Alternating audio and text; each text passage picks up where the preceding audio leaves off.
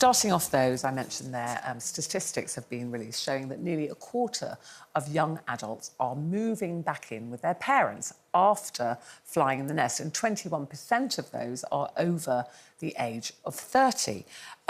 This is happening to so many families, Colleen, but you have always got a full house. All right. So, no, but you have, haven't you? But you like it like that. I don't just like it, I love it. No, I'm absolutely fine with it. I don't know whether that's the Irish heritage that I've got, because it's also family-orientated. But, yeah, I mean, I absolutely love it. I feel incredibly sad for them sometimes, because I've had young people living with me, you know, band members of Shane's band or whatever, and it's because they can't afford to even rent somewhere, let alone buy, and I feel really sorry for them. But, yeah, I mean, if it was up to me, I'd have all my kids, their partners, my grandkids, I'd have them all there because I love it. But I do feel, in this country especially, it's such a thing. If you're 18 now, you need to stand on your own 2 feet, you need to go, whereas other European countries, you know, relatives just move up a floor, don't they? Yeah, or, you know, yeah. It's not such a big thing to get rid of your kids just because they're adults. If my kids were at home and they were doing absolutely nothing and they were just lazing on the couch or, you know, playing PlayStations or whatever, then I would have a problem. But all my kids do want to work and have a good work ethic and they like earning their own money.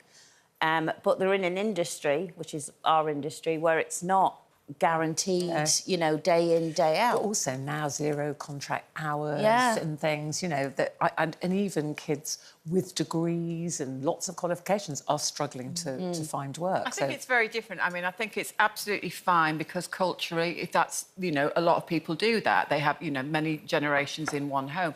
But I think when it's born not out of choice but out of crisis, then that's a different matter. And, you know, I really feel... I don't think it helps young people with their self-esteem, you know, these days. I think, you know, and they feel like they should have done things by certain ages. Oh, by now I should have done this, I should be able to afford this, when it's not their fault. Yeah.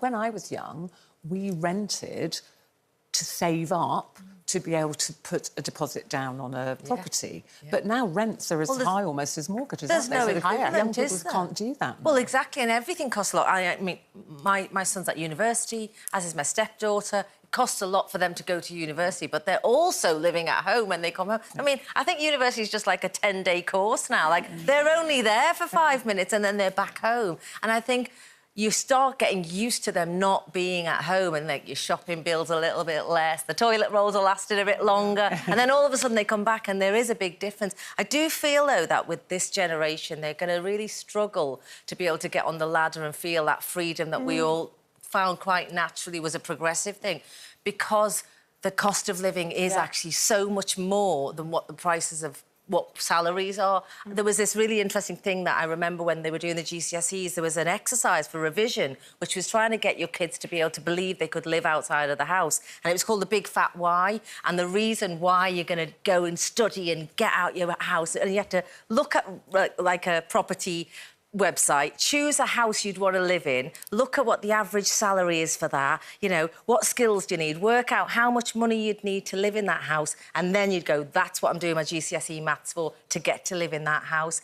And that was an incentive. Now, that wouldn't kids, happen. they don't really think about... Well, you don't. I didn't, when I was living at home, think about how much it cost. But I know I couldn't wait to leave home, not because I wanted to get away from my mum and dad. I absolutely adored both of them. But just I wanted that freedom of Independence, and having my own place and coming in when I want and go out when I want, leave my music on and leave the lights on. And I feel for so many young people that that's really what they would like to be doing. And their parents would probably like them to be doing that, but they just can't. And there's also that tendency, I mean, my son came back once, sort of around the pandemic time, but there is a tendency when that happens, if it's done not for the right reasons through choice, that you end up reverting into those old roles. I mean, those managerial roles, whereas now I have a consultancy role, but only when he chooses. You know, the minute he walks back into my domain, I know I'll be back in managerial role, and I know we'll be